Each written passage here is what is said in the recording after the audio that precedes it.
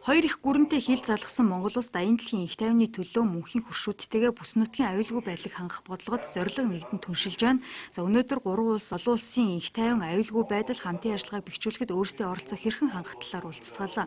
Хоёр дахь жилдээ болж байгаа энэ уулзалт Монголын их тайван найрамдлын байгууллага бүгд найрамд Хятад ард улсын бүх хятадын их тайван зэвсэг хураахын төлөөх нийгэмлэг, Оросын улбооны улсын олон улсын их тайвны сангуудын холбоо хооронд болдог уламжлал тогтоод байна. Гол нь олон улсын аюулгүй байдлыг хангахын тулд бүс нутагтаа их тайван байдлыг тогтооход гурван улсын хүчин чармаалтыг нэмэгдүүлж харилцан итгэлцлийг бэхжүүлэхэд оршиж байна. За үүнтэй холбоотойгоор байгаль орчин, экологи, хүний эрх чөлөө, улс орнуудын нутаг дэвсгэрийн бүрэн бүтэн байдлыг хангахын төлөөх тэрчлэн дэлхийн нийтийн өмнө тулгамдсан асуудлын хүрээнд уулзалтын үеэр уриалга гаргалаа.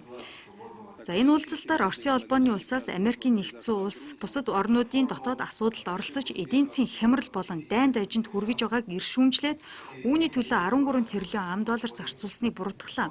Тиймээс бүс нутгууд гадны бодлогоос болгоомжлон аюулгүй байдлаа нэгдмэл байр сууриас хамгаалж явах тухай асуудлыг хүндсэн юм. За тэгвэл бүгд найрамд Хятад ард улс яг энэ асуудалд инх тайванч бодлогыг баримталдаг дипломат зарчмынхаа дагуу олон улсын байдалд ханддгаа илэрхийлээд улс орнуудад тулгалт хийж дотоод асуудалд оролцохгүй байх нь хөршүүдийн найрсаг түншлэл юмаа гэдгийг онцлсан юм. Монгол улс цөмийн зэвсэггүй статусаа шинчилж нэгдсэн үндэсний байгууллагаар аюулгүй байдлаа хамгаалуулах хэрэгтэй болчихвол цэргийн базаа Монгол байрлуулах сонирхлоо илэрхийлсэн Америкийн нэгдсэн улсын хувьд боломж олдохгүй бөгөөд Орос, Хятадын хувьд инх тайван найрамдлын төлөөх түншлэл бүрэн нийцэн түлхэж болох юм а. Гурван хөрш энхүү хүйтэн дайны цөөн цагт эв нэгдлээ дайны эсрэг нэгтгэхээс гадна эдийн засгийн коридорыг байгуулахын төлөө харилцан ашигтай түншлэлийг улам хөгжүүлнэ.